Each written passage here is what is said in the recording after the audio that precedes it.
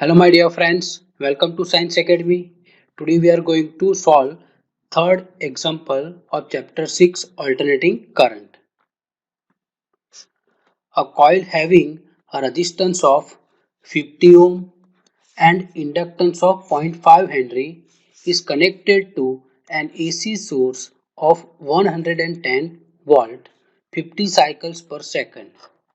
Find the RMS value of the current in the circuit. So friends, let's see which are the different parameters we have. हमारे पास कौन से parameter available है. पहले तो हमारे पास क्या है, रेजिस्टेंस है. Resistance R is given as 50 ohm, right. And inductance L is given as 0.5 henry, right. is connected to an AC source of 110 volt. So voltage is given as 110 volt और ये हमारा कौन सा वोल्टेज होगा, RMS voltage होगा, right. So VRMS equal to 110 volt and 50 cycles per second. Now what do you mean by cycle per second? It is the frequency, right. frequency की definition क्या है, number of cycles completed per second. It is known as frequency. तो यहाँ पे 50 cycles per second है, उसका मतलब क्या हुआ, ये हमारी frequency है 50 hertz और you can say 50 cycles per second, right. And what we have to find the RMS value of the current in the circuit. So here we have to find RMS value of current.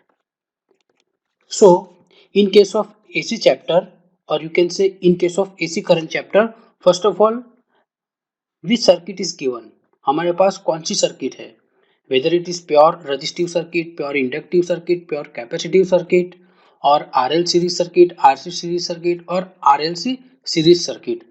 उसके base पे हम define करेंगे कि हम RMS current कैसे find कर सकते हैं. तो पहले एग्जांपल में हमारे पास रेजिस्टेंस R प्रेजेंट है और इंडक्टेंस L प्रेजेंट है. Capacitor is absent, right. So our circuit is RL series circuit like this.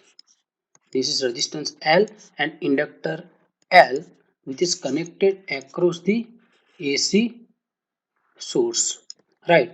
तो हमारी सर्किट यहाँ पे कौन सी हो गई, RL सीरीज सर्किट हो गई, जिसमें रेजिस्टेंस R जो है वो 50 ओम है और inductor L is 0.5 Henry.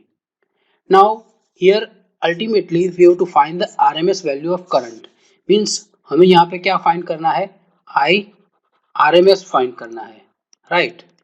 And we know the equation for current I equal to V by Z, where V is the voltage and this voltage is RMS voltage and this is the impedance of the circuit which depends on the element present in the circuit, whether R, L or C, and a combination of these three depends on the parameter on which impedance is depends. So यहाँ पे हमारे पास voltage भी है और impedance Z है. तो voltage RMS है वो तो हमारे पास है which is 110 volt. Now what we want the impedance value.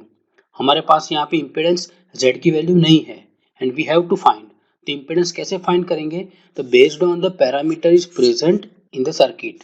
तो यहाँ पे RL सीरीज सर्किट है तो RL सीरीज सर्किट के लिए इम्पेडेंस Z का इक्वेशन क्या होगा, Z का इक्वेशन होगा R square plus XL square, right. Suppose यहाँ पे हमारी RLC सीरीज सर्किट होती, सपोज यहाँ पे RL और कैपेसिटेंस C की भी वैल्यू दी होती तो ये हमारी RLC सीरीज सर्किट हो जाती. तो इन दैट केस तो हमारा इक्वेशन क्या होता, R square plus in bracket XL minus XC square हो जाता. लेकिन यहाँ पे तो सिर्फ RL सीरीज सर्किट है तो ये इक्वेशन के बेस पे हम इम्पेडेंस Z फाइंड कर सकते हैं.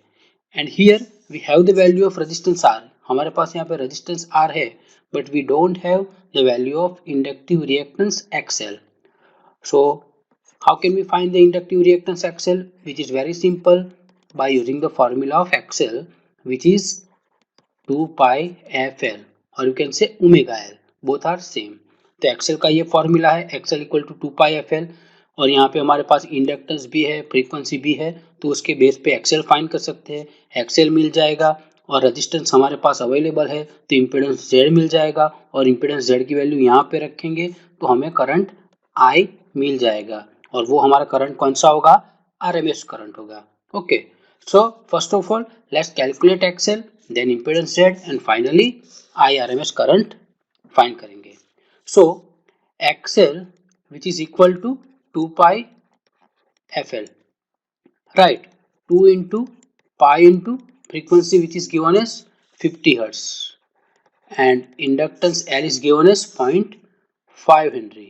Okay, so inductance 0.5 है तो उसकी जगह पे मैं 1/2 लिख सकता हूँ like this,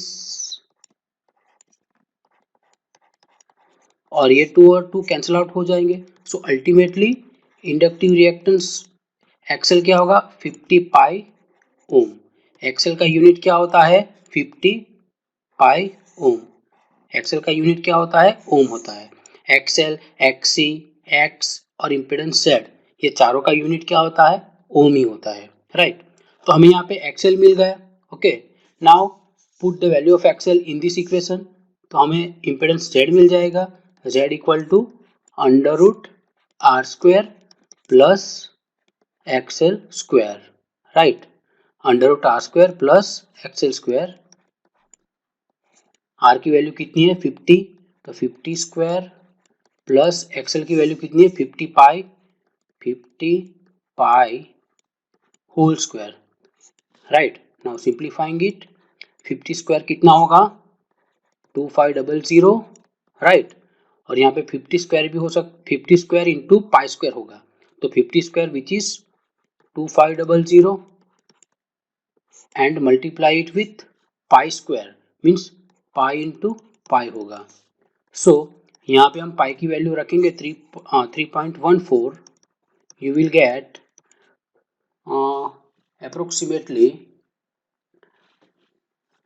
24,674 हो जाएगा। अगर आप इसको सॉल्व करोगे तो हमें क्या मिलेगा, 24,674 मिलेगा, राइट।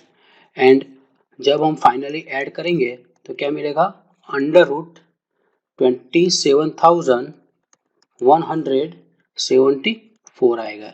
एंड फाइनली इसको हम इवेल्युएट करेंगे तो Z कितना मिलेगा 164.8 ओम मिलेगा, राइट। सो हमें यहाँ पे इम्पीडेंस Z की वैल्यू क्या मिली, 164.8 ओम मिली। And now we have the equation for RMS current, IRMS equal to V by Z। So IRMS equal to V by Z, ये RMS वोल्टेज है और RMS voltage is given as 110 volt and impedance Z which is given as 164.8. After solving this we will get the RMS current is 0.667 ampere. So friends, this is our final value of RMS current which is 0.667 ampere. So from this method you can easily find the value of IRMS current.